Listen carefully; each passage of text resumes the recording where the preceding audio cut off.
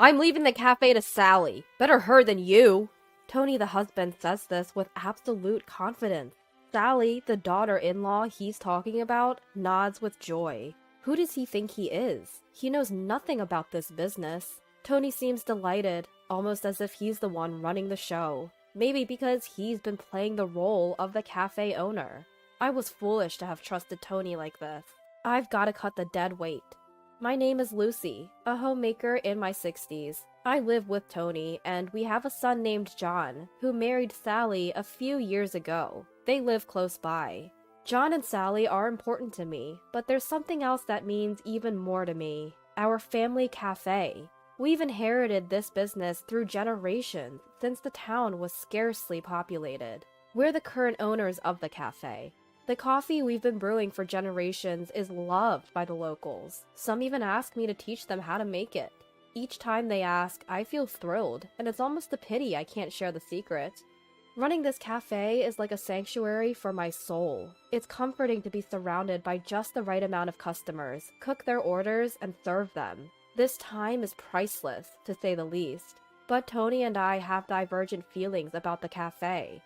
Tony does handle the administrative side of the cafe, but hardly ever shows up at the place. Why do I have to be at the cafe? Isn't that your job? He would say, essentially neglecting his duties.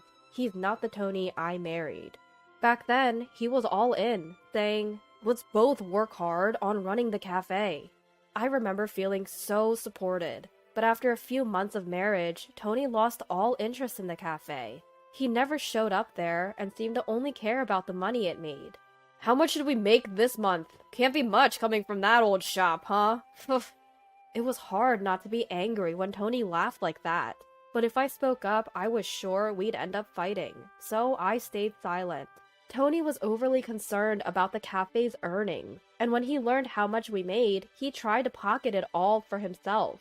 The earnings from the cafe are for future expenses, so keep your hands off. Even if I told Tony that, he'd say, it's my shop, so I can take the money if I want to. Stop worrying about small stuff. And he'd take all the profits when I wasn't looking. Tony knew where I kept my banking card. Even if I hid it, he'd find it quickly and take whatever money I had. Thanks to this, I had no extra money left. Tony used all the cafe's profits as his play money and lived lavishly. We'll run this business together as husband and wife, he had said, but those words quickly turned into lies. It was unbearably painful. Please, I want us to manage our finances properly, I pleaded with Tony, but he never listened. Who do you think you are, getting all uppity? He'd scoff. My opinion was never heard, and I was forced to endure. Why, despite all my efforts, was I not rewarded? Why was I only met with suffering? No matter how much I thought about it, I couldn't find the answer. The only reason I hadn't given in to despair was because of the cafe. Going to the cafe and working helped me forget all my troubles. If I looked down, customers would notice right away and say, is something wrong? Want to talk about it? Though it was a relationship between the shop owner and customer, those words felt incredibly warm, and it was all I could do to hold back tears. I was resolved to protect this shop at all costs. I'll do whatever I can for this cafe. I swore this from the bottom of my heart, and that vow remains unchanged. To me, this cafe is the most important thing, and my only solace. Yet, relentlessly, the hardships kept coming. There was one more issue I had with Tony. It was how he treated Sally, my daughter-in-law. Sally, do you have enough money? We have some to spare, so don't hesitate to ask. Thank you, Tony. We're good. John is doing his best. Every month, our son and his wife come to visit us at home. John says it's because he worries about us being alone. From the moment John introduced us, Tony took a liking to Sally. He asked about more than just her career, her favorite type of person, hobbies, and how she likes to spend her holidays. I'm so happy someone as wonderful as Sally is marrying John. I hope we can be close, too. Tony was clearly smitten. The way he spoke gave it away. John noticed this and never intentionally let Sally get too close to Tony. Originally, the monthly visits were supposed to be just John. However, Sally insisted. Tony and his family are important to me too, so I want to be involved. As expected, now that Sally came along every month, Tony was overjoyed. Sally, is there anything you want? Our wedding anniversary is coming up, isn't it? Sally, do you have any free days this month? I found a great place, and I'd like to take you there. If someone as beautiful as Sally ran a cafe, customers would be thrilled. The way Tony pressed on made it impossible for Sally to feel comfortable. Really? That's so kind of you. Tony, you're such a nice guy. Sally wasn't helping. She could have simply said no, but instead led Tony on. Once Sally responded positively, Tony didn't hold back. He piled on the transparent compliments and escalated his approach to her. Both John and I felt uncomfortable with Tony's behavior. Above all, John was having a hard time. The woman he chose was getting too close to his father. To give John a breather, we'd sometimes go to a cafe and work together, ignoring Tony's actions.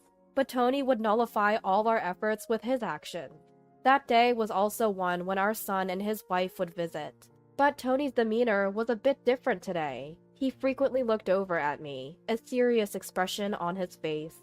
"Just a moment, I need to talk to everyone here," Tony announced. His voice was so somber that we all sat down to listen. "I can't take it anymore." Tony began speaking as soon as he opened his mouth. "What can't you take?" John asked, and Tony let it all out. "Lucy's attitude is unbearable. She acts as if she owns the cafe, not letting me manage the profits. Even though I'm the one who owns the cafe, she looks at me as if I'm useless. It hurts me every time I see that. If Lucy doesn't change, I can't go on like this." I was shocked by Tony's words. Why did I have to hear something like that? Wasn't it Tony who walked out on the cafe we decided to run together? I held back my urge to confront him, seeing he still had more to say. Then Tony dropped the bombshell. "I'm giving my cafe to Sally. She's a better choice than you anyway." I blurted out, "What? Why would he make a decision about our joint cafe all on his own? Shouldn't he be consulting me first?" Meanwhile, Sally, who had been named as the new owner, looked thrilled. "I'm honored to take on this role from Tony. Please, come by sometime," she said cheerfully. Observing her composure, I got the full picture. This had been her agenda all along. To steal my precious cafe. That was her goal. Why hadn't I seen this coming sooner? If I had, maybe I could have taken steps to prevent this whole debacle. I was so shocked by their words, I found myself speechless. Why was I being pushed into such a tight corner? What had I done to deserve this? My heart was filled with a strong desire for revenge. I must make them regret this, I thought. And I didn't waste time. As I tried to speak up, saying, "Well, about that," Tony gave me a look as if to say, "Got a problem?" Unfazed, I presented the facts. The legal owner of the cafe is me. My grandfather started it. How exactly were you planning on handing it over? You have no legal ties to the cafe. At my words, Sally exclaimed, "What?" Just as I'd suspected, she had been kept in the dark. Tony had no right to decide anything about the cafe, because I was the one who had been running it.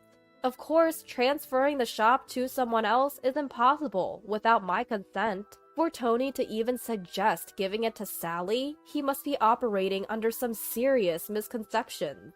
"You did say we were co-managing the shop, didn't you? Doesn't that make me part owner too?" "I did say that, and I even tried to transfer the title to you. But when I suggested doing the paperwork, you didn't want to, remember? That's on you." When we first got married, I had intended to give Tony ownership of the shop. But the one who refused was unmistakably Tony. Seeing Tony go pale as if he'd forgotten all that, I can't help but chuckle at him. When was the last time I saw Tony this deflated? But Sally stood up as if to defend Tony. "Lucy, that's too harsh. Poor Tony." Saying that, Sally stepped in front of Tony as if shielding him. Watching her, Tony said, "Sally," in a voice that sounded relieved. Tony was thinking of me when he did this, so please stop blaming him. Sally defends Tony with all her might. John looks at her as if he's dumbfounded. Are we done here? I ask, and John nods. Taking that as a cue, I retrieved an envelope from the bedroom. What's that? Sally and Tony look at me suspiciously, wondering what's inside. This contains evidence that backs up your relationship. Saying that, I spread the contents all over the table. Several photographs spill out. All feature Sally and Tony, clearly indicating their intimate relationship. You two were more than just in-laws. You had a romantic relationship, didn't you?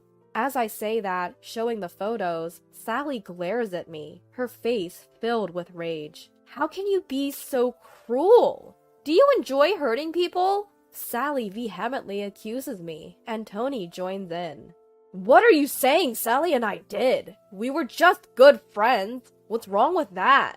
Looking at the two protest so vehemently, both John and I let out a big sigh. I started suspecting Sally and Tony's relationship 2 months ago. When I consulted John about the uncomfortably close relationship between the two, he suggested, why not hire a private investigator? So I tapped into my network of friends and hired an investigator to track their activities. It appeared that 2 months was plenty of time to gather substantial evidence. They weren't very discreet. The days he said he was away on solo trips, he was actually on romantic getaways. The money taken from the cafe was being used to buy her gifts. I deeply regretted not starting the investigation sooner. I first showed the findings to John. Upon seeing them, John became furious, and his feelings for Sally cooled. We agreed to keep these findings a secret for now, until a moment so definitive came that divorce felt absolutely necessary. Well, that moment had arrived. Sally, my feelings for you have waned. Let's get a divorce. John relayed this to Sally. Her face, once filled with anger, immediately turned pale. No way. This is a joke, right? Divorce? Over just this? Cheating is a blatant betrayal. I can't continue this marriage. With those sharp words from John, Sally crumbled weakly onto the floor. Tony, watching all this, wore a worried expression. Sally, it's okay. I'm here for you, even if John has abandoned you. Tony desperately tried to console a devastated Sally. Ignoring Tony, Sally's face continued to pale. But the revenge wasn't over. I had no intention of letting them support each other. Just so you know, we're getting a divorce too. Upon hearing this, Tony blurted out, What? And stared at me.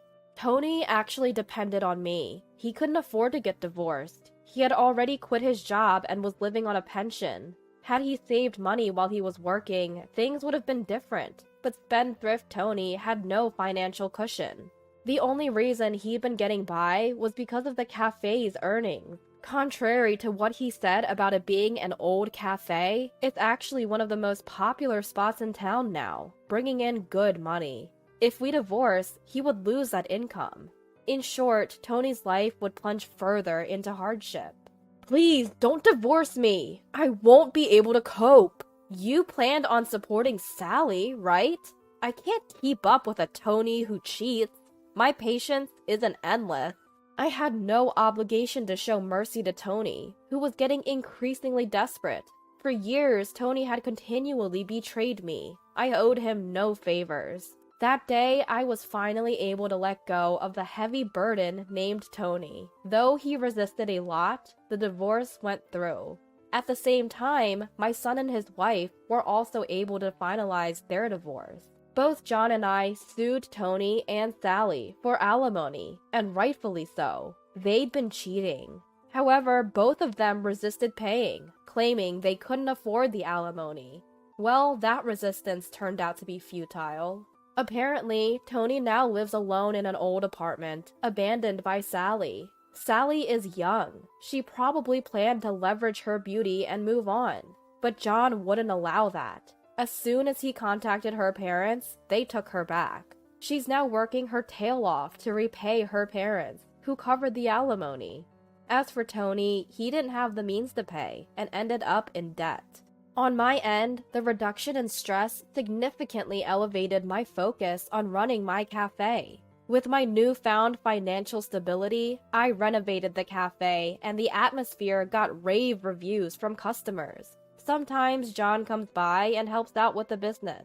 Despite everything that's happened, John has always stood by me. I want to live the rest of my life with such a kind person as John.